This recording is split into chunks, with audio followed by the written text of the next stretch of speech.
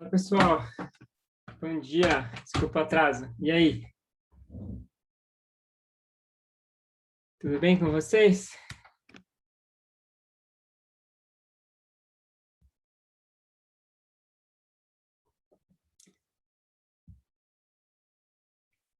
Eu atrasei por um bom motivo, gente. Tá pegando um café.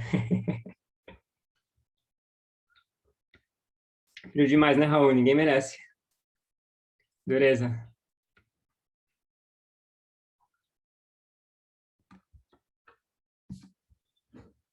Bom, gente, vamos começar a discutir o conteúdo. Hoje é a última aula, né, de conteúdo novo. E depois, quando mais gente tiver entrado, né, ou seja, mais por meio da aula, quando tiver mais gente aqui, vamos discutir um pouco a questão das próximas aulas, da prova e assim por diante, tá? Mas deixa eu dar uma meia horinha de aula aqui, depois a gente conversa sobre isso. Então, hoje é a última aula do nosso conteúdo, e o assunto da aula de hoje vai ser a noção de momento angular, né? O momento angular é uma coisa muito importante em física, mas acaba não aparecendo tanto aqui no curso de Física 1, acaba aparecendo em teorias mais avançadas. Então, acaba vendo muito isso quando vai ver mecânica mais avançada, mecânica quântica também, aparece muito momento angular, e assim por diante. Tá? Mas aqui, então, para começar, eu quero falar um pouco sobre a natureza vetorial das rotações.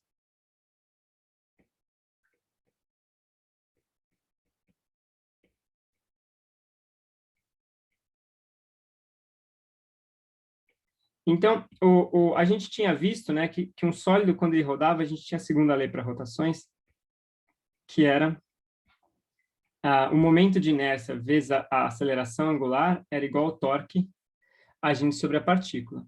E esse torque, ele era a força, né, que atuava, a distância entre a força e o eixo de rotação e o ângulo que esses dois vetores faziam. Então, a gente tem um desenho aqui, eu tenho um eixo de rotação aqui, imagina que eu tenho na ponta uma partícula, tá? E eu atuo aqui com uma força F, tá? Então, eu tenho aqui um vetor R, tá? E eu tenho o vetor F, e tem esse ângulo aqui, φ, entre R e F, tá? E, então, o torque vai depender não só dessa distância, quanto mais distante do eixo de rotação for a força, né? Então, ele depende da magnitude dessa distância R aqui. Ele depende também desse ângulo φ. Então, se eu aplico essa força para cá, não vou exercer torque nenhum. Se eu aplico essa força para cá, 90 graus, aí o torque é máximo. E, claro, depende da magnitude da força. A gente escreveu essa equação, a gente foi, digamos assim, eu fui, né? Não muito consistente com o restante do curso. Porque no restante do curso, a gente sempre foi muito cuidadoso em deixar clara a natureza vetorial da mecânica, né? Desde a primeira aula, ou talvez a segunda, a gente falava sobre essa questão dos vetores e de como os objetos da teoria da mecânica são vetores, como posição, velocidade, força, assim por diante. Mas quando a gente escreveu esse tipo de equação e a gente analisou os problemas, etc., a gente sempre escrevia isso sem fazer menção a essa natureza vetorial. Isso foi por simplicidade, tá, gente? Ou seja, é possível e, em grande medida, desejável ter uma formulação vetorial das rotações, só que matematicamente é mais complicado. Quando o assunto é rotação, a coisa pode complicar bastante. Imagina, por exemplo, um sólido com uma forma irregular rodando em torno de um eixo complicado e assim por diante. Né? Quando a gente fala de rotações, as coisas podem complicar rapidamente. Então, o que a gente vai começar falando aqui é sobre, para começar a entender um pouco melhor essa noção da natureza vetorial das rotações. Então, para começar, vamos falar do torque. Tá? Então, o torque a gente pode escrever ele como sendo um vetor, tá? E para isso a gente introduz a noção de produto vetorial. Eu imagino que vocês já devem ter visto o produto vetorial no curso de vetores e geometria, né? Só confirma aí para mim, todo mundo já viu?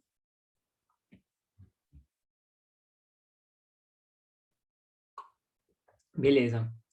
Então, o torque, ele pode ser escrito como sendo o produto vetorial do vetor R pelo vetor F, né? E deixa eu só... eu sei que vocês já viram produto vetorial, mas vai ser importante para a gente revisar um pouco algumas propriedades básicas do produto vetorial, tá? Então, vamos só recapitular um pouco aqui as propriedades do produto vetorial.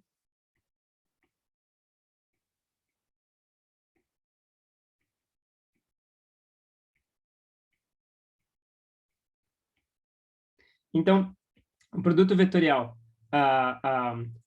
suponha que eu tenha aqui um vetor, né? Eu vou fazer uma coisa um pouco mais matemática aqui. Eu tenho dois vetores A e B, tá? E tem um ângulo φ entre eles. Então, o módulo do produto vetorial, módulo de A vec B, é módulo de A, módulo de B, seno do ângulo entre eles. Tá? A direção é dada, vai ser perpendicular a A e B.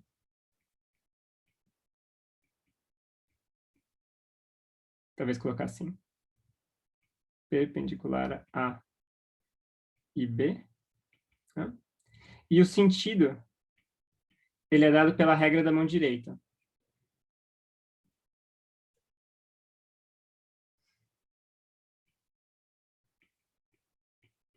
Então, nesse exemplo aqui, né, eu passo meus dedos. Oi, Renan, desculpa. Deixa eu pensar. Não, é R vetor F mesmo. O que isso muda? Eu vou falar o que isso muda. A gente já vai chegar nesse ponto. A princípio, isso aí é uma questão de convenção. Eu poderia definir o torque ao contrário. Eu vou falar por que ele é definido assim. Então, o sentido é dado pela regra da mão direita. Então, eu passo os meus dedos indo de A para B e a posição do meu dedão determina o sentido desse vetor. Então, nesse caso, ele vai ser um vetor saindo da tela, né? A, vetor B. Tá? Então, eu passo meus dedos daqui para cá e ele sai da tela. Ok? Então, no caso do torque, a gente vê o seguinte, com relação ao módulo, né, tá tudo ok, né? O módulo desse vetor torque é exatamente FR seno de φ. Então, isso tá check aqui, né? É exatamente a fórmula que a gente vinha usando antes. Mas agora a gente ganha um novo insight aqui sobre a direção e o sentido. Ou seja, o torque é um vetor também. O torque não é só um número, ele é um vetor. E ele tem direção e sentido. Você vê que o torque, ele sai da tela aqui, né? Então, nesse desenho, o torque ele vai estar saindo da tela. Então, você vê que a direção que acaba aparecendo aqui para o torque é a mesma direção do eixo de rotação, né? Ou seja, a direção do torque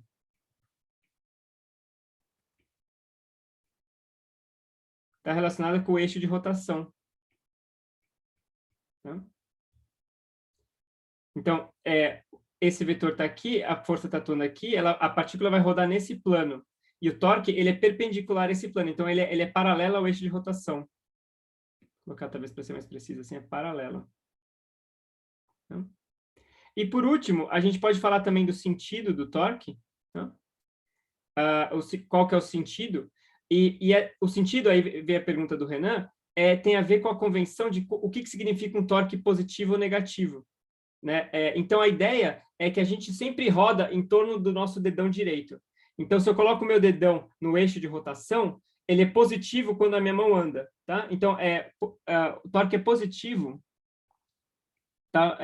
Ou seja, o torque é positivo no sentido anti-horário.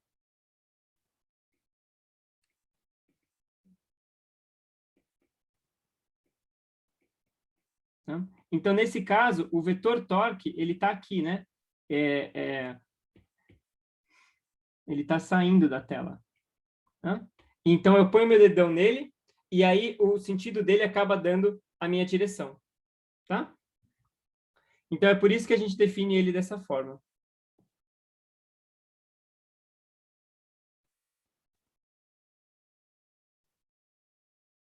Bom, algumas outras propriedades para a gente ter em mente e utilizar.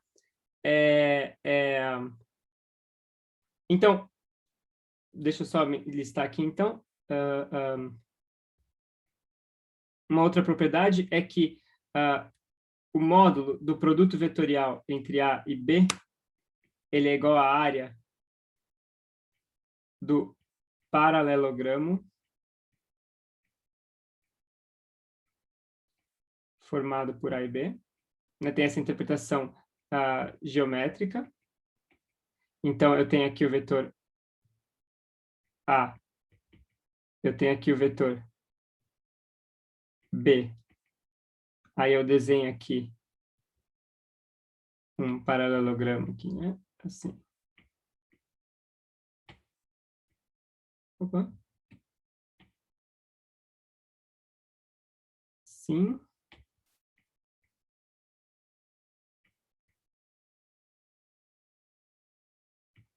Pronto, melhor. Né? Então, eu tenho essa área aqui, né?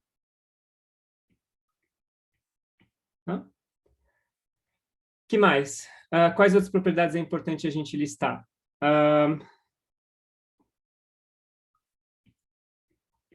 A vetor A igual a zero, né? Por quê? Porque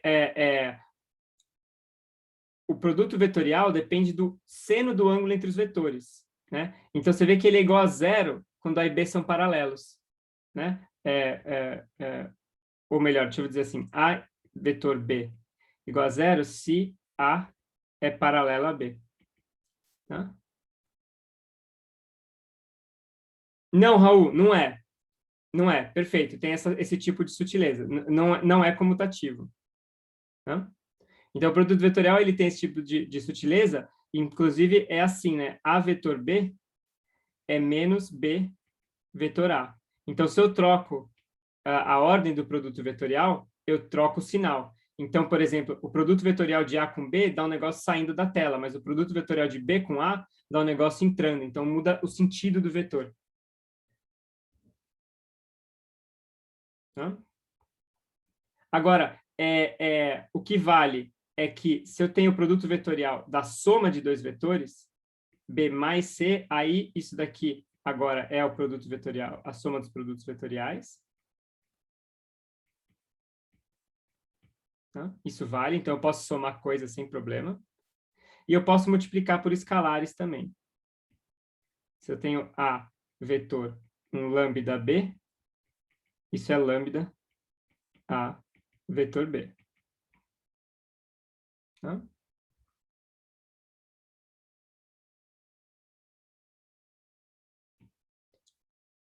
O que é principalmente útil para a gente saber aqui é o produto escalar entre os vetores, os versores unitários. Então, por exemplo, quanto é que vale I vetor J? Né? I vetor J, então, o módulo desse cara é o módulo do I, o módulo do J, ambos são 1, e o seno do ângulo entre eles, que é 1, porque eles são ortogonais entre si. Né? Então, a única coisa que nos resta saber é qual que é o sentido de I vetor J. Né? Então, eu tenho aqui K, J, I. Se eu arrasto a minha mão de I para J, meu dedão fica na direção K. Por outro lado, se eu arrasto minha mão de J para K, né, então eu arrasto minha mão aqui, meu dedão acaba vindo nessa direção I. E se eu arrasto minha mão de K para I, ele vem na direção J. Se eu caio, né, meus dedos daqui para cá, meu dedão fica apontado para cá. Ok? Então, você tem aqui essa coisa onde o produto vetorial entre dois versores gera o terceiro nessa ordem. Né? Só que a ordem aqui é crucial. Né? Então, cuidado. Por exemplo, I vetor J, J vetor I, perdão, é igual a menos K. Porque eu tenho que usar essa propriedade aqui. Né? Se eu quero fazer J vetor I, eu tenho que trocar e ganhar o sinal. Tá? Tudo bem, pessoal?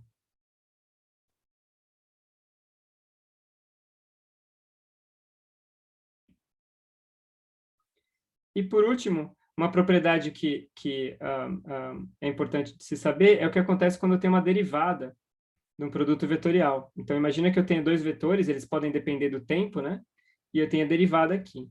E aí, aqui vale a regra do produto usual. Então, é dA dt vetor B mais A vetor dB dt. Então, essa daqui é útil, né? A regra do produto usual que a gente tem continua válida.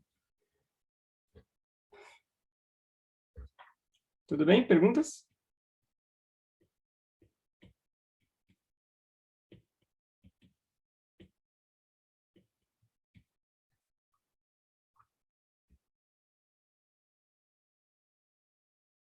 Beleza. Então, vamos falar agora dessa ideia de momento angular, então. Tá? Então, como é que a gente vai fazer isso? Considere uma partícula. Primeiro, né? Vamos começar simples. E vamos considerar a lei de Newton para ela. dp dt igual a f, onde p, lembra, é o momento linear dela, é mv. Tá? E f é qualquer força que está atuando sobre ela. Agora, o que eu faço é o seguinte, eu multiplico os dois lados pelo produto vetorial. Então, eu faço assim, r vetor dp dt igual a r vetor f. Tá? Ou seja, eu multiplico dos dois lados pelo produto vetorial. E a gente reconhece aqui, do lado direito, já o torque, né? Então, isso aqui nada mais é do que o torque. Então, o que nos resta é tentar interpretar um pouco melhor esse objeto e ver se ele tem alguma significância. Ou seja, o que isso daqui representa e assim por diante. Tá?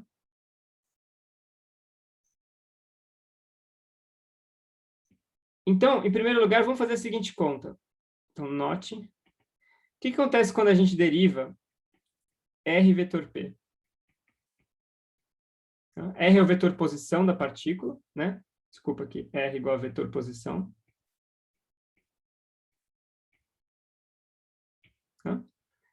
Então, usando a regra do produto, isso fica dr dt, vetor P, mais R, vetor dp dt. Tá?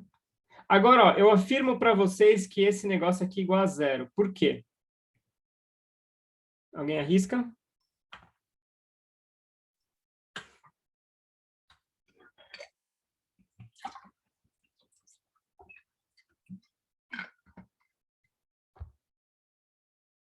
Não, R não é constante. R é o vetor posição, ele depende do tempo. Por que paralelos, Laura?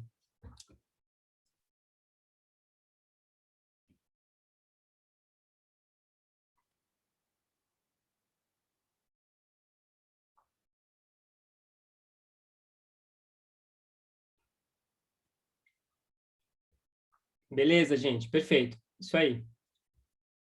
Então, a resposta é por aí mesmo. Ou seja, isso daqui é o vetor velocidade, isso daqui é o momento. Então, isso daqui é m dr dt. Então, esses vetores são paralelos, né? Pois v e p, v é paralelo a p.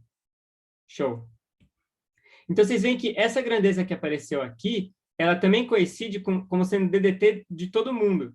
Isso é uma coisa um pouco especial, né, gente? Ou seja, em geral, aqui eu tenho R vetor, um DDT. E aqui eu tenho DDT do vetor, né? Em geral, essas coisas são diferentes, porque tem esse termo, mas para esse caso em particular, cai desse termo C0. Então, a gente obtém uma lei que é a seguinte, DDT de R vetor P igual ao torque. Então, se a gente olha para isso agora e a gente compara com isso daqui, a gente vê que tem uma grandeza aqui que tem um papel semelhante ao momento, né? Então, na versão usual da segunda lei, a força gera uma variação no momento P. Aqui apareceu o torque. Então, a gente vê que o torque está gerando uma variação nessa outra coisa aqui, que é o que a gente chama, então, de momento angular.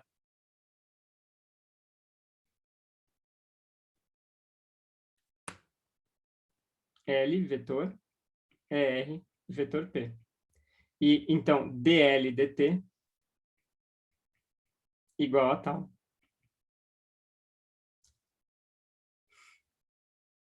Tá? Então, essa aqui é a segunda lei na sua versão angular.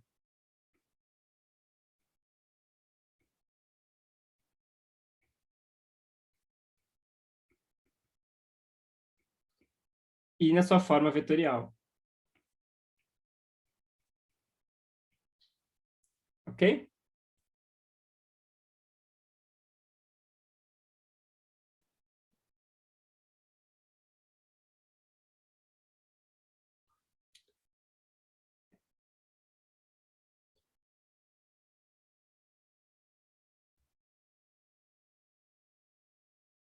Então, vamos tentar agora entender a relação disso com o ponto onde a gente começou a aula de hoje, que era essa segunda lei angular aqui, que envolvia a frequência angular e o torque, né? E que não tinha vetores.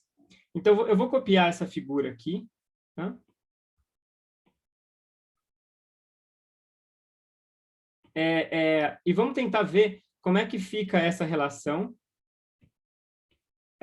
para esse caso, né? Ou seja, será que a gente consegue recuperar aquela lei que a gente tinha antes? Então, o truque para fazer isso é notar que o vetor velocidade, né, ele está aqui, vetor velocidade, e como o movimento, nesse caso, aqui eu tenho um movimento circular, né, ou seja, como esse meu movimento circular, a velocidade é tangencial.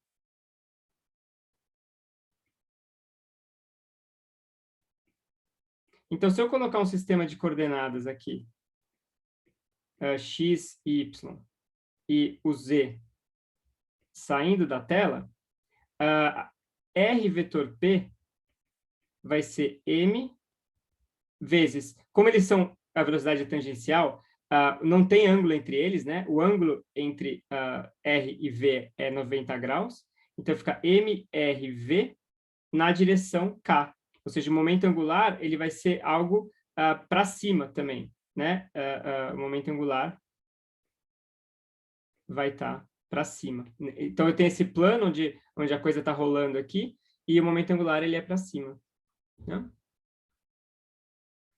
Então, e a gente já tinha visto que, nesse caso, o torque ele era F, R, seno de φ, na direção K também. Então, eu vou chamar isso aqui de um torque tal na direção K. Ou seja, vou deixar aqui, colocar tudo isso aqui dentro de um certo torque tal. Né? E, por último, a gente pode usar também que, como o movimento ele é circular, né? A velocidade é tangencial e o módulo de V é ômega-r. Então, isso aqui vai ficar mr ao quadrado ômega na direção K. Portanto, dl dt vai ser igual a mr ao quadrado d ômega dt na direção K. E isso tem que ser igual ao torque, que é tal na direção K. Então, você vê que, nesse caso, tanto o momento angular quanto o torque se encontram ao longo da direção K. E, para a gente concluir, né, basta a gente lembrar que isso daqui é o momento de inércia I. Portanto, a gente chega aqui da componente K,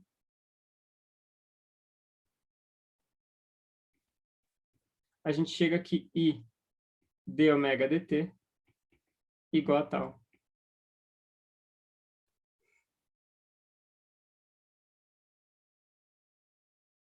Beleza? Perguntas?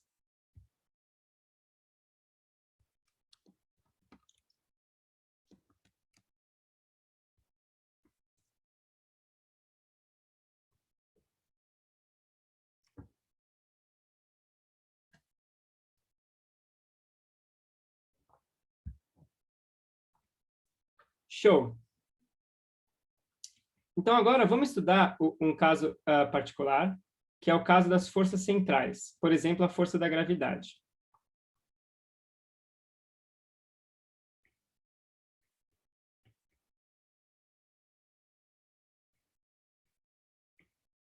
Né? Então, a gente sabe que uma força central, né, F, que depende do vetor posição R, ela é uma força F de R, então é o módulo da força, aqui, né, o escalar, que só depende da da distância R vezes o vetor ER, né? Então, a ideia seria mais ou menos a seguinte, se eu for reaproveitar de novo esse desenho aqui. Então, eu tenho aqui esse vetor R, deixa eu limpar um pouco isso daqui. E a ideia é que a força, nesse caso, ela só depende da direção, ela aponta na direção ER. Então, ela pode ser, por exemplo, aqui. Tá? Então, você vê que a força central, imagina que, por exemplo, isso aqui é o Sol, né? Isso aqui é a Terra. Então, a Terra está girando em torno do Sol e a força, ela só atua nessa direção, ou nessa direção, né? Na verdade, tudo bem. Para ser, assim, claro, eu posso apontar tanto para fora quanto para dentro, né? No caso da gravidade, é para dentro. Tudo bem. Se fosse uma força repulsiva, seria para fora. Isso tá contido nesse sinal desse F aqui, tá? Mas, então, a gente vê que, nesse caso, né, acho que essa figura deixa bem claro que o torque vai ser igual a zero, né? Porque a força é paralela ao torque, né? Ou seja, esse vetor R é paralelo ao vetor ER, então isso aqui é igual a zero. Tá? Então, o torque é nulo. Tá? Para qualquer força central. Então, se a gente olhar para o nosso grande resultado aqui, a gente conclui o seguinte, que nesse caso, o momento angular ele é constante no tempo. Né? Ou seja, o momento angular é constante. Isso é o que a gente chama de conservação do momento angular.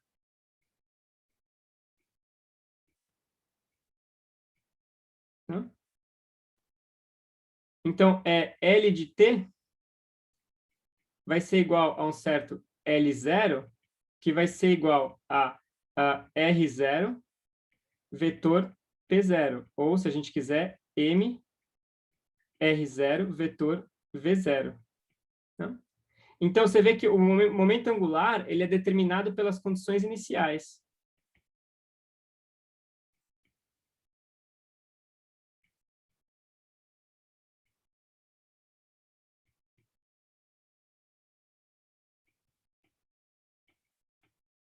Né? Uma vez determinadas as condições iniciais, o momento angular passa a ser constante. Então, isso tem uma consequência importante, né? Porque o momento angular ele é um vetor, tá? E ele é um vetor que ele é sempre perpendicular ao R e perpendicular ao P. Né? Então, L de t, né? Que é igual a L de zero, de novo, ele é também o R no tempo t vetor o P no tempo t. Tá? Então, isso tem uma consequência, que é a seguinte. O movimento sobre uma força central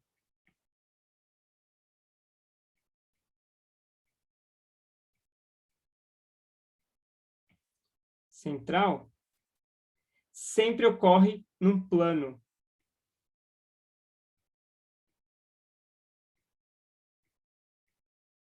Né? É por isso explica por que a órbita dos planetas forma um plano, né? Ou seja, você tem os planetas aqui, eles estão orbitando formando um plano. Por que é um plano? Por que o planeta não pode dar uma volta, depois subir, depois descer? Né? Por que a órbita ela é planar? Você tem um plano ali, né? É por causa disso, porque a força central conserva o momento angular. Então, em qualquer instante do tempo, o produto vetorial de R com P tem que estar sempre apontando na mesma direção. Né? Então, o R e o P vão estar mudando, mas o produto vetorial entre eles não muda. Né? Então, ou seja, seria uma coisa mais ou menos assim. Vamos ver se eu consigo desenhar. Se eu tenho um ponto aqui, por exemplo, aqui eu tenho R e aqui eu tenho o P ou V, né? Tanto faz. Espera aí.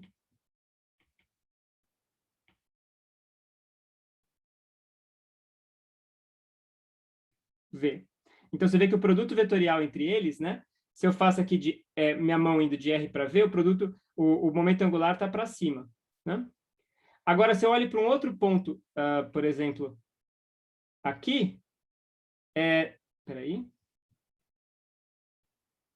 Aqui eu tenho agora R, só que agora o meu V andou também. né? O meu V andou aqui. O produto vetorial entre eles continua para cima, né? Então, em qualquer ponto do espaço, o produto vetorial entre eles sempre aponta na mesma direção. Boa, Renan, não significa que a órbita é circular, tá? Não precisa ser circular, pode ser elíptica e pode ser o que a gente chama de hiperbólica também, né? Ou seja, você pode ter movimento, o hiperbólico é tipo assim, quando você tem o Sol aqui, né? E aí o cometa vem e faz assim, né? Esse aqui é o cometa. Esse aqui é o que a gente chama de movimento hiperbólico, né?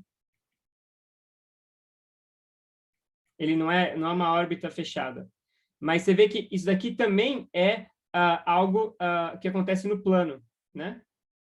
Ou seja, o movimento aqui, ele nunca sai do plano.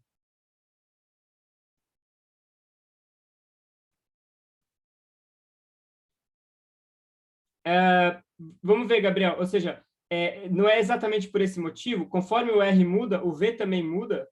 E, portanto, o produto vetorial entre eles não muda. Ou seja, apesar deles individualmente mudarem, o produto vetorial entre eles não muda.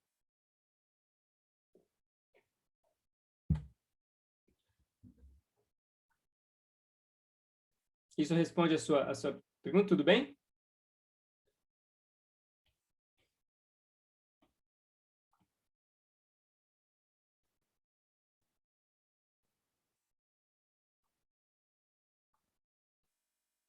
Beleza.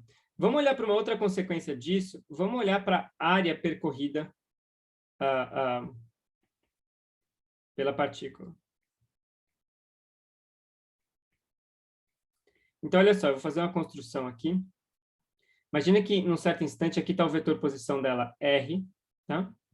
E aí, ela andou um pouco para um novo vetor posição aqui, que é R mais dr.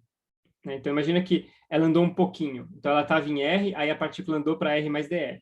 Então, eu tenho um vetor aqui. Opa. Eu tenho um vetor aqui, que é o dr, né? Então, eu tenho R, eu tenho dr aqui, e eu quero ver qual que é a área, essa área aqui, dA. Tá? Então, qual que foi? Então, dA é a área percorrida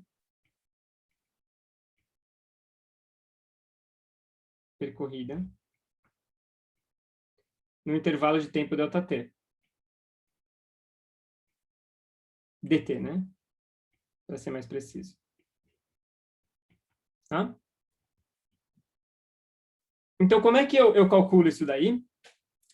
O truque é o seguinte, eu vou fazer um outro desenho aqui, ó, colocar o meu R aqui, vou colocar o meu dr aqui, e vou desenhar um paralelogramo.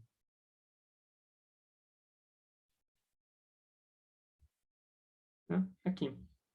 E aí, a gente pode agora se convencer que essa área aqui é o dobro dessa área aqui, né? Faz sentido? Ou seja, a área que tem aqui dentro é 2dA. Mas por que isso daqui faz sentido? Porque a gente sabe aquela propriedade do produto vetorial. Então, a gente sabe que 2dA tem que ser igual ao módulo do produto vetorial entre R e dr. Né? Pelas propriedades do produto vetorial. Se eu dividir agora por dt, então eu fico que dA dt é igual a 1 meio de R vetor dr dt, dividindo por dt dos dois lados. E quem que é isso daqui, ó, que está no meio? R vetor dr dt. O que é esse objeto?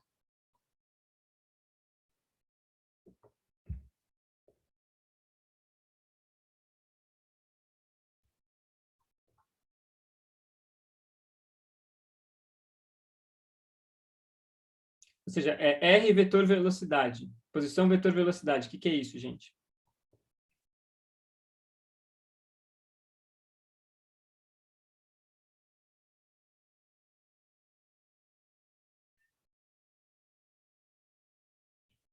Vamos lá, pessoal. Força aí, força. Tá cedo, mas vamos aí. É exatamente o momento angular, exceto para o fator da massa, né? O momento angular é R vetor P. Então, isso aqui é M R vetor V. Tá? Oi, Gabriel, te entender?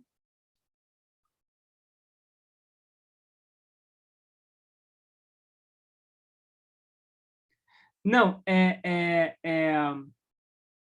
peraí, deixa eu pensar.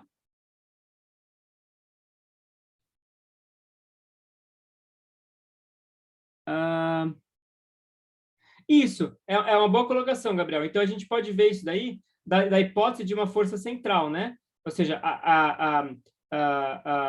vamos fazer essa conta aqui do jeito que você está sugerindo. Então, seria assim, né? dl dt. A gente tinha mostrado que isso também é R vetor dp dt.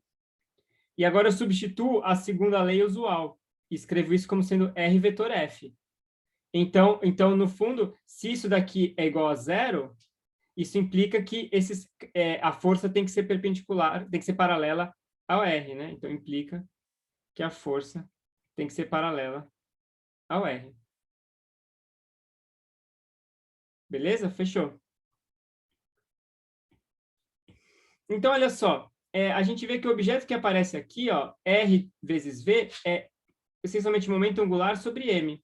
Portanto, a gente chega na seguinte conclusão, que dAdt é igual a módulo do momento angular dividido por 2m. E agora isso daqui é geral, tá? Isso daqui é geral. Agora a gente chega na seguinte conclusão. Então, quando o momento angular é conservado, quando L é igual a constante,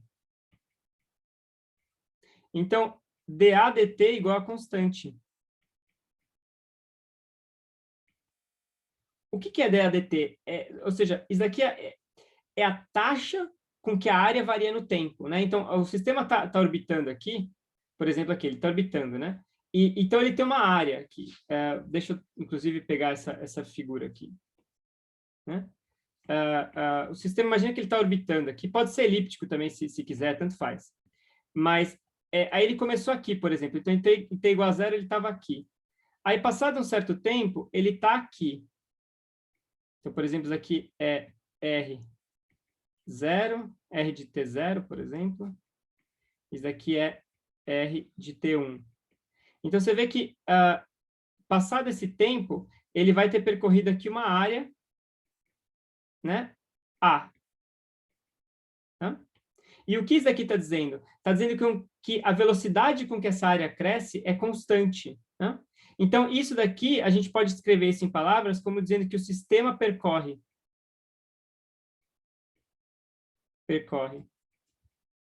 áreas iguais em tempos iguais.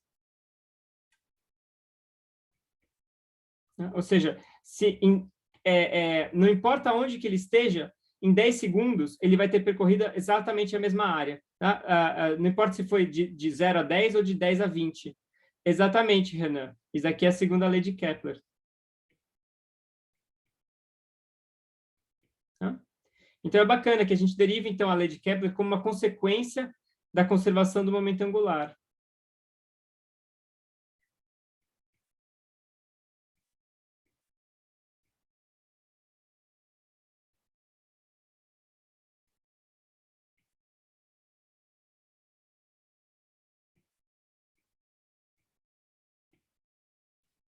Beleza?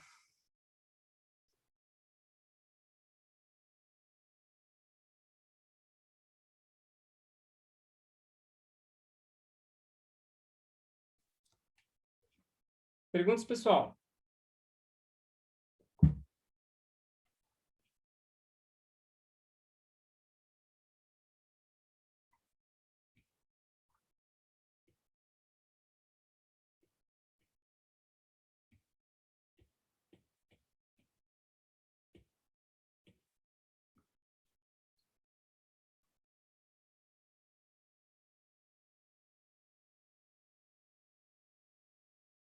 Show.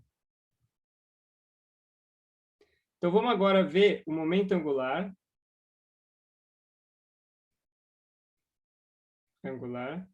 de um sistema de partículas.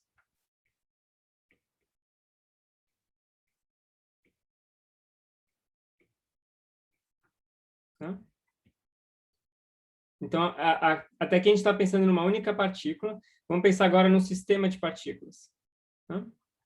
Então, o momento angular, nesse caso, ele é definido, né, como vocês já podem imaginar, como sendo uma somatória sobre todas as partículas de RI vetor PI, ou, se a gente preferir, massa MI, RI vetor VI. Tá? Então, é a soma do momento angular de cada partícula. Né? A gente define isso daqui aqui. Em matemática, quando a gente quer definir alguma coisa, a gente põe dois pontinhos. Assim. Dois pontinhos igual significa define o momento angular de sistema de partículas desse jeito aqui.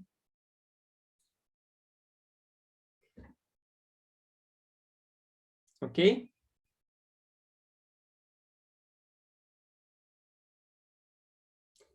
Mas agora, vamos ver como é que isso daqui fica em termos do centro de massa.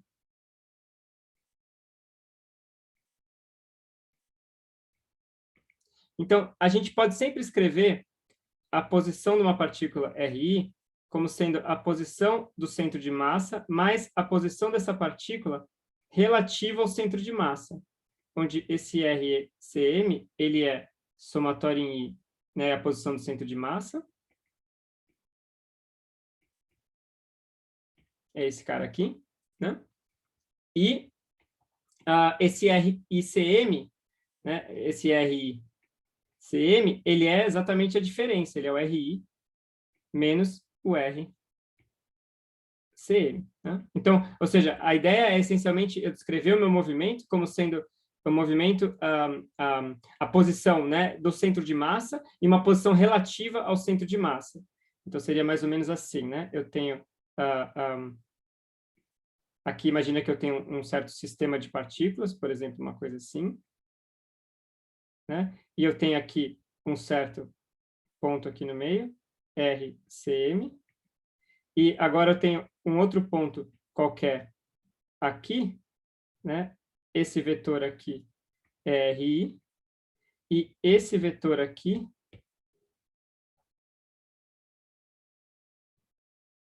é RI, CM.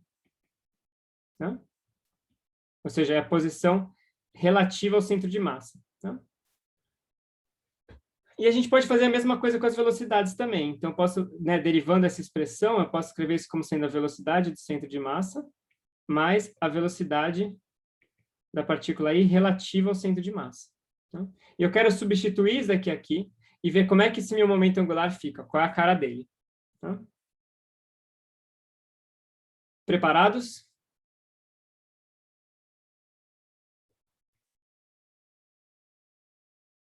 Ok, quem cala consente. Então, vamos lá. Eu vou calcular esse L como sendo somatório em I, MI. Aí aqui eu tenho primeiro o RI, que é RCM, vetor RICM, desculpa, é mais RICM, vetor VCM mais VICM. Tá? Então, agora aqui eu vou abrir esse negócio, você vê que vão ter 4 termos, né? Eu tenho isso vezes isso, isso vezes isso, isso vezes isso, isso vezes isso. Então, vamos ver como é que fica. Vou colocar aqui um MI. O primeiro termo é RCM, vetor VCM, mais MI, RCM, vetor VICM.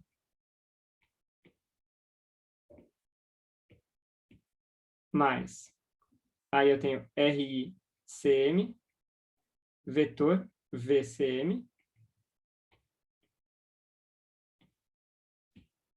mais, desculpa, faltou MI, MI, RICM, vetor VI. Nossa, está faltando espaço aqui. Vou colocar bem no cantinho aqui. VI, vetor VI, CM. Ficou uma lambança, né? Mas não priemos cânico, tá? Vai dar tudo certo. Tá? Vamos olhar agora cada um dos termos e ver o que a gente consegue simplificar. Tá? Então, vamos olhar para esse termo aqui. Alguma sugestão? O que eu posso fazer com esse termo, incluindo a somatória, né?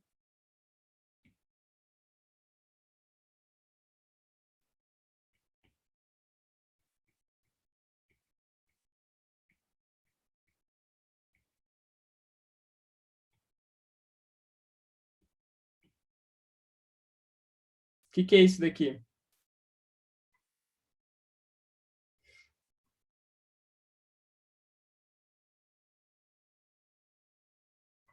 Boa, Renan. Exatamente. Como é que a gente faz isso? A gente coloca um parênteses aqui, ó, né? Um parênteses malandro, porque esses caras não têm índice I, né? Então, eles podem ser fatorados da somatória. E o que sobra aqui é a massa total. Então, isso daqui é M, RCM, vetor VCM. Ou seja, é RCM, vetor o momento do centro de massa, PCM. E vai ser, então, o L do centro de massa. Tá? A gente já vai discutir o significado físico disso daí. Agora, vamos olhar para esses outros termos aqui. A gente vai dar muita sorte, porque esses dois termos vão ser nulos. Tá? Então, vamos ver por que isso acontece. Terceiro termo, por exemplo. Terceiro termo, ele vai ser somatório em I de MI, RI, CM, vetor V, CM. Então, eu posso colocar de novo um parênteses malandro aqui e escrever isso daqui assim, vetor VCM. Mas o que é isso daqui?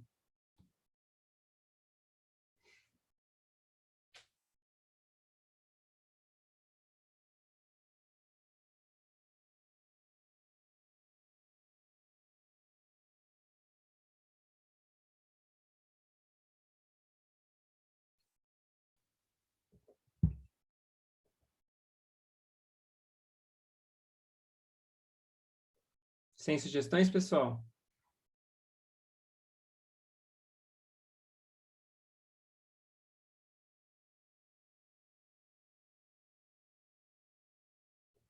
É o L em relação ao CM? Não, melhor, o que é só isso daqui, ó? Só essa parte. Esse objeto sempre confunde, né? Ele é meio estranho. Porque, olha só, a gente pode tentar comparar ele com essa expressão aqui, né? Aqui eu tinha uma somatória em I de MI e RI. E isso daqui era essencialmente o R do CM, né? Exceto pela essa massa total aqui. Não, Lucas, o momento de inércia, lembra que ele é mr ao quadrado. Aqui é mais uma coisa relacionada ao centro de massa mesmo. Então, o ponto eu vou afirmar que esse cara aqui é zero, né? Mas para a gente entender por que ele é zero, a gente tem que entender o que é isso daqui, né? Porque a gente pode pegar essa expressão aqui, ó, deixa eu reescrever ela. Somatória em I de MI, RI, é emão vezes o R do CM. Aqui eu tenho algo parecido, né? Mas é a mesma ideia, só que a posição do CM no referencial do CM, né? Porque isso aqui é a posição do CM no referencial do CM. Né? Então, ou seja, ela é zero porque é o RI, vírgula CM. Então, já é a posição de cada partícula relativa ao CM. Então, seria equivalente eu pegar essa figura aqui, né, e eu somar essas distâncias aqui e calcular o CM com relação a esse referencial com a origem aqui. Então, eu coloco o referencial aqui e calculo o centro de massa. Horas, mas o centro de a origem é exatamente aqui. Né? O centro de massa está exatamente na origem. Então, dá zero. Né? Faz sentido, pessoal? Se não fizer, a gente discute, não tem pressa, não.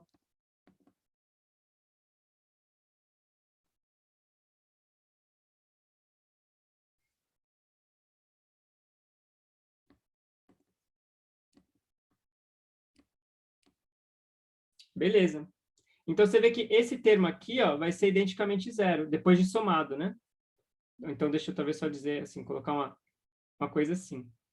E esse daqui é exatamente a mesma lógica, porque, de novo, eu vou ter aqui o momento total do CM, que, no referencial do CM, que é zero. Então, você vê que só vai sobrar esse termo e esse termo. Ou seja, a gente vai ficar assim, ó, que o momento angular L, ele é R do CM vetor momento do CM, mais um termo que a gente vai chamar de L', onde L' é o momento angular no referencial do CM.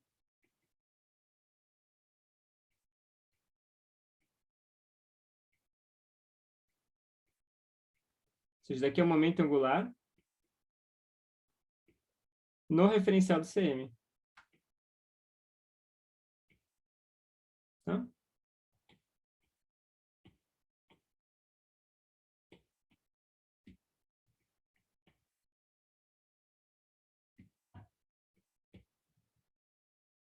Então, isso é muito interessante, esse resultado, e ele é bastante importante, porque ele significa que o momento angular, a gente sempre pode decompor ele em duas partes. Uma é o momento angular do centro de massa como um todo, e a outra é o momento angular relativo a esse centro de massa.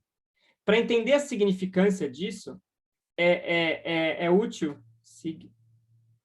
Significância? Considera o problema da Terra orbitando em torno do Sol. Então, aqui está a Terra, tá? E ela está orbitando aqui em torno do Sol. Peraí. Tá, deixa eu tentar fazer uma coisa redonda aqui. Aí, pronto, agora melhorou, né? Então, está a Terra aqui orbitando em torno do Sol. Tá? Agora, nota o seguinte, quando a Terra orbita em torno do Sol, eu tenho o movimento do CM como um todo, né? Que é o movimento orbital. Então, a órbita em torno do Sol, ela tem momento angular R vetor P. Ela se refere ao centro de massa da Terra como um todo, tá? E, além disso, a Terra também está girando em torno do próprio eixo, né? Então, eu tenho a rotação da Terra em torno do próprio eixo.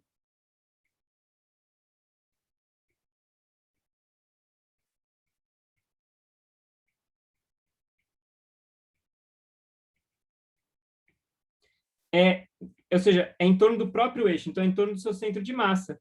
Então, ela vai ter esse L', que é a somatória de todas as partículas da Terra, das suas posições e velocidades relativas agora ao centro de massa.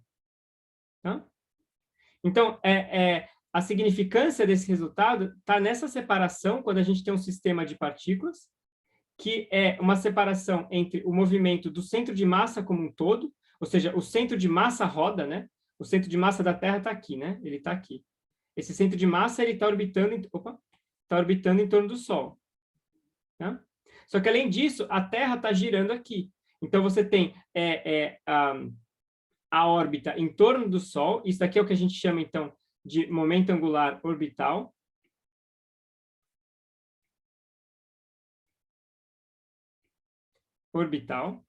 E a gente tem a rotação da Terra em torno do próprio eixo, que é o que a gente chama de, nesse caso, de momento angular de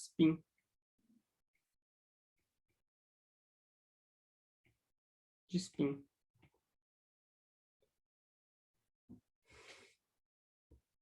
Oi, Renan.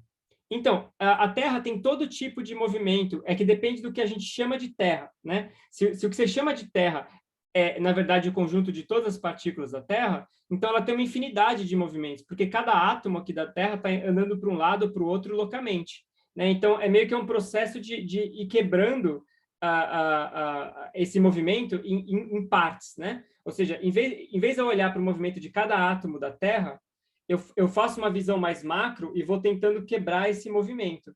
Então, a visão mais macro de todas é pensar na Terra como um corpo único. E é isso que o centro de massa faz. Então, o centro de massa, ele resume as configurações de todas as partículas da Terra, num único ponto, centro de massa. E isso daqui vai estar descrevendo o movimento desse centro de massa como um todo.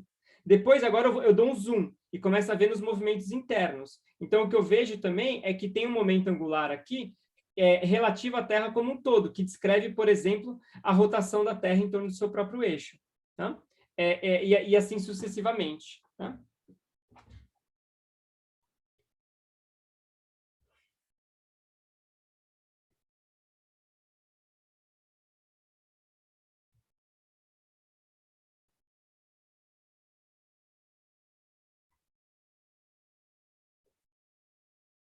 Inclusive, né, pegando o gancho dessa pergunta, vamos olhar agora como é que fica a segunda lei de rotações nesse caso, né?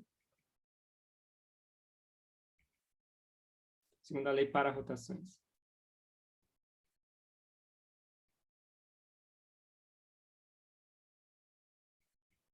Ou seja, como é que a segunda lei para rotações se modifica quando a gente tem um conjunto de partículas, né? Então, a gente tem que, para cada partícula,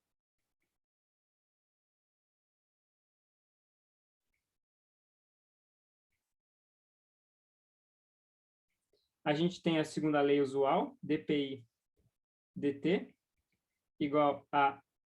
E aí eu vou escrever a força que atua sobre a partícula da seguinte forma.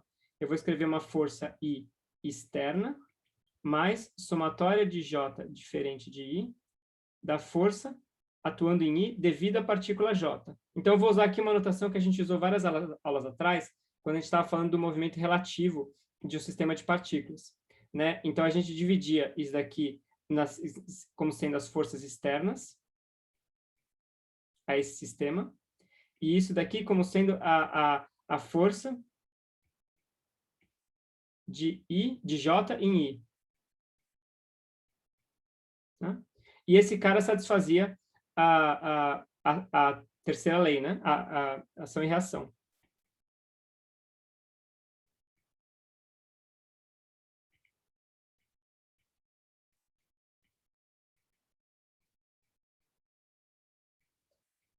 Tá? A força que o J exerce em I é menos a força que o I exerce em J. Então, a gente tinha visto que se eu considero o movimento de translação do centro de massa, né? Esse aqui é translação do CM,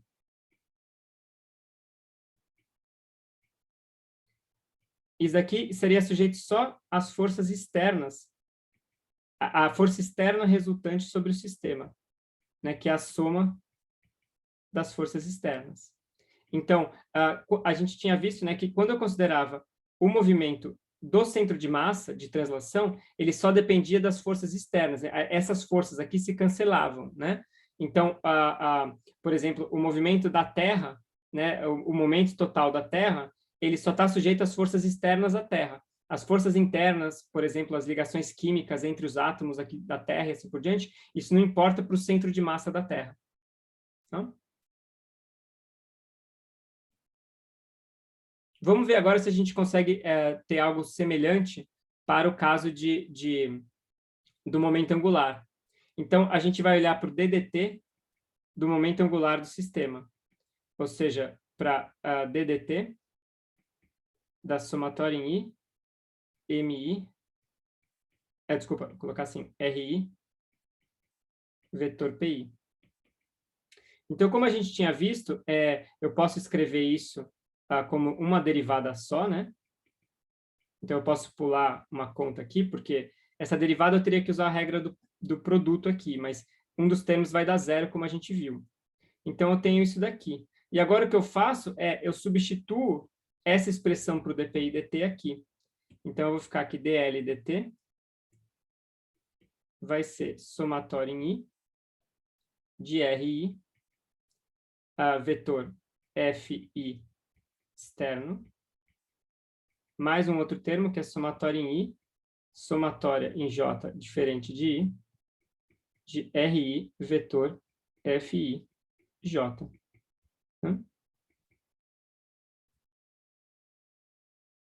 Então, o que é isso daqui? Ou seja, agora a gente para e a gente lê o resultado. Né? O que representa cada um desses termos? Vou colocar isso aqui embaixo.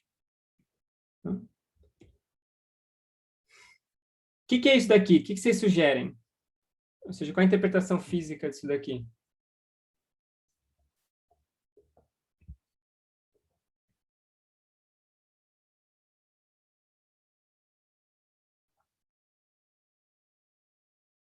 Beleza, torque externo. Uhum. Isso aqui é o torque externo resultante.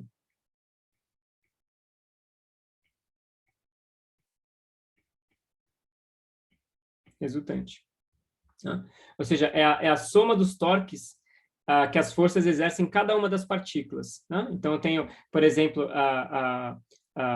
um gás de partículas, sei lá, e cada partícula está sujeita a uma força externa. Então, isso aqui é a resultante dos torques. E esse daqui agora, o que, que é?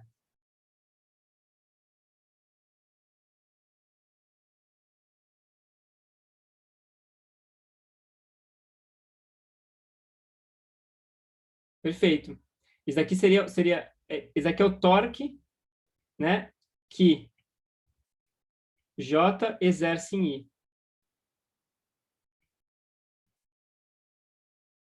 Perfeito, Ana. Perfeito, Gabriel. É o torque das forças internas. Então, é o torque que uma força exerce na outra.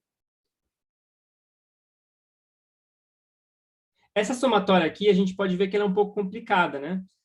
Porque eu tenho uma somatória dupla. Então, eu tenho que somar sobre todas as partículas que têm suas posições RI, e aí, para cada partícula, eu somo sobre todas as outras partículas que estão atuando sobre ela.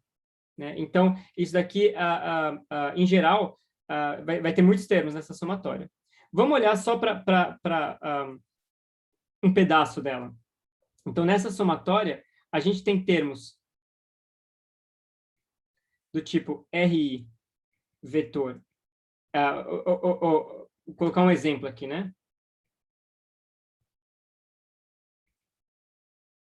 Exatamente, Renan. Esse é o ponto que a gente vai chegar. Então, eu vou ter muitos termos nessa somatória. Um termo vai ser, por exemplo, o R5, ou sei lá, o R3, vetor a força que a partícula 12 exerce na partícula 3, né? Então, isso daqui seria, imagina que eu tenho 27 partículas aqui, aí eu tenho um dos termos dessa somatória vai ser quando eu tiver a partícula 3 e eu tiver a força que a partícula 12 exerce na partícula 3. Mas eu também também vai ter um termo que vai ser quando eu tiver a partícula 12 aqui e eu tiver aqui a força que a 3 exerce na 12. Vocês concordam comigo, gente? Ou seja, dá para ter uma ideia mais ou menos da complexidade dessa fórmula, essa soma de vários termos. Então, eu vou ter que somar tudo. E aí, esse daqui vai ser um dos termos, a 12 atuando na 3, mas também vai ter um termo que é a 3 atuando na 12. Então, a 12 torqueia a 3 e a 3 torqueia a 12. Né? Acabei de inventar esse verbo. Então, você vê que se a gente somar isso daqui, né, como eu sei que isso daqui é menos F312 pela ação e reação, você vê que se a gente somar isso daqui, a gente fica com R3 vetor F312 mais menos R12 vetor F312. Então, isso aqui eu posso agrupar isso daqui e colocar R3 menos R12, F3, 12. Tá? Ou seja, eu vou ter uma coisa que é a distância entre as duas partículas. Opa, faltou um vetor aqui. Vetor F3, 12. Tá? Então, qual que é a importância disso daqui? A importância é a seguinte: praticamente todas as forças fundamentais, ou, pelo menos até onde eu sei, todas as interações fundamentais,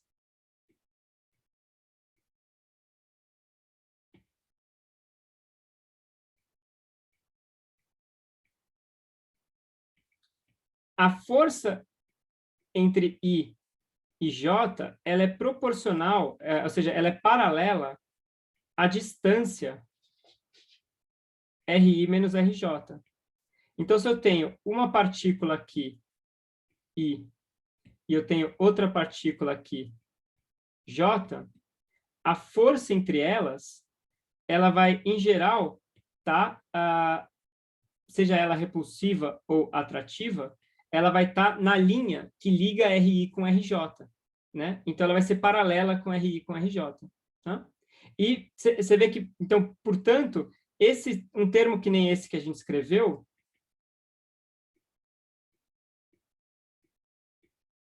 vai se anular. Exatamente. Né? Ou seja, esses torques aqui se anulam. Ou seja, os torques internos se anulam.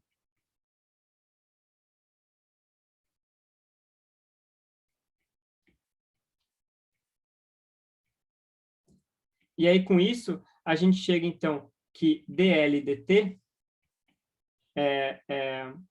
isso daqui, vai ser simplesmente dado pelo torque externo. Então, vai ser igual ao torque externo resultante, que é a somatória sobre todas as partículas do torque atuando em cada uma delas. Tá? Então, a gente vê que o momento angular total evolui só sujeito ao torque externo atuando sobre as partículas, da mesma forma que o momento linear total evolui de acordo só com as forças externas atuando sobre a partícula. Forças internas não produzem torque resultante, né? Uma força pode gerar um torque na outra, mas a outra gera menos o torque nessa primeira. Então, o torque resultante se cancela. Né? Se eu quero descrever o momento angular total desse sistema, basta eu considerar a influência dos torques externos a esse sistema.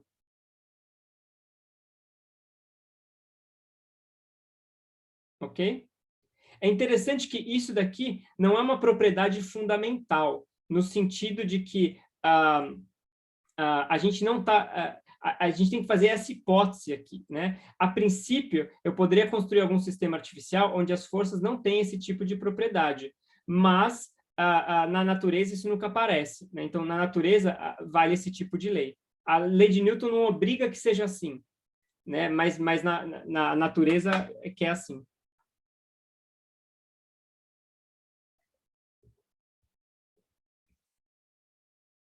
Ok, pessoal? Perguntas?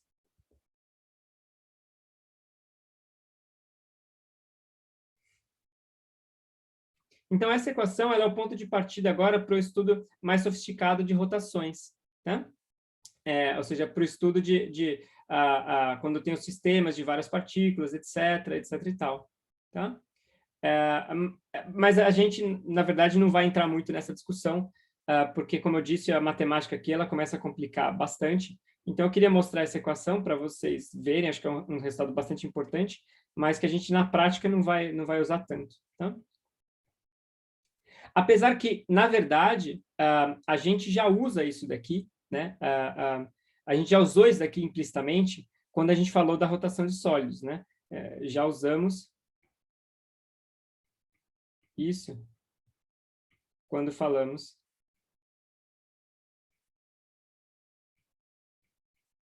da rotação de sólidos. Então, quando a gente estava pensando, por exemplo, imagina que eu tenho um sistema aqui, né? E eu coloco ele para rodar aqui em torno desse eixo, né? Um sistema sólido. A gente, no momento aqui, estava ligando para algum torque interno entre um átomo aqui e outro átomo aqui. A gente fala, esse negócio é sólido, né? Ou seja, o que faz esse sólido girar são os torques externos. Tá? A gente não está ligando que, sei lá, vai que esse átomo aqui exerce um torque nesse átomo aqui, a gente nem ligou para isso, porque a gente falou, o sólido é rígido, né? E, no fundo, o que justifica isso é exatamente esse resultado aqui.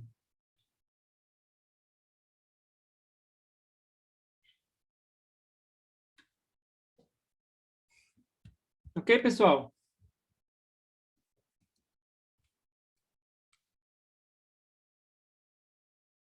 Beleza. Então é isso, gente. Acabou. Acabou o conteúdo. Era até aqui que a gente tinha que chegar em termos de conteúdo novo. Isso conclui o curso, né? Pelo menos a parte do conteúdo novo. E agora a gente tem que discutir a questão da prova e da revisão da lista 6 também. Tá? Alguma dúvida sobre isso? Ô, Lucas, fico emocionado. Mas não foi tão rápido, não. Foi um semestre inteiro.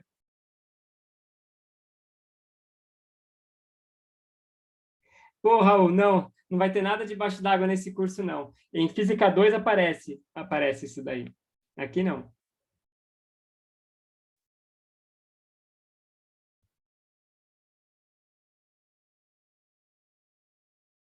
Beleza, pessoal. Então, se não tem dúvidas, vamos falar sobre a P2.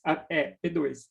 Então, olha só, eu queria fazer mais uma aula para resolver a lista 6, tá?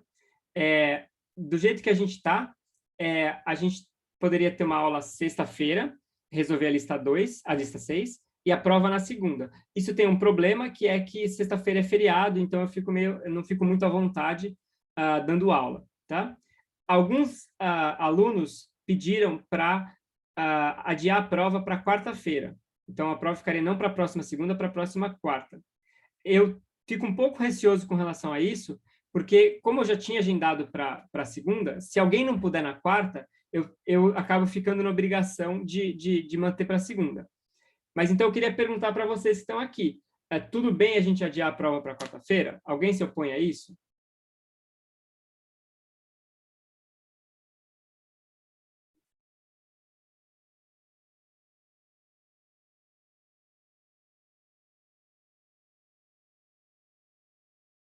Tá. Se alguém se opõe, mas tá acanhado de falar, pode me mandar um e-mail, tá?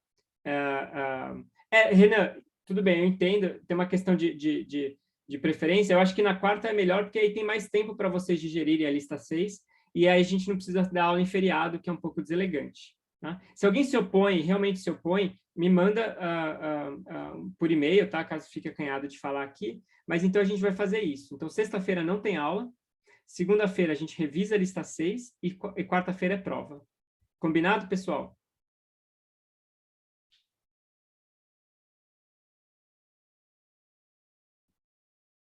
Depois da prova não tem mais nada, Lucas. Acabou.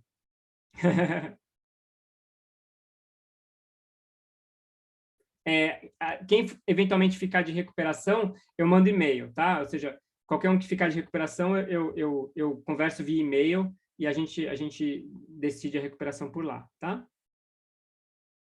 Amanhã tem monitoria normal, isso. Não, Felipe, claro que não. A gente não se vê na REC, não. Força aí. Ainda tem uma prova inteira para ir.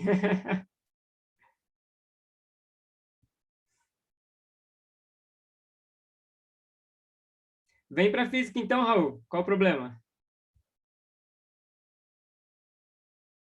Física é show.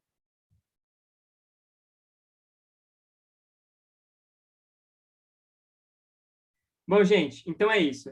A gente se vê ou amanhã na monitoria ou então segunda-feira, tá? Para quem não for na monitoria amanhã, bom fim de semana.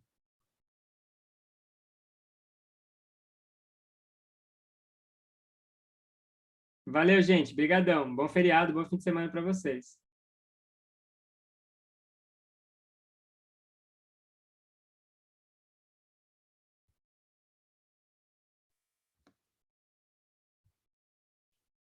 Tchau.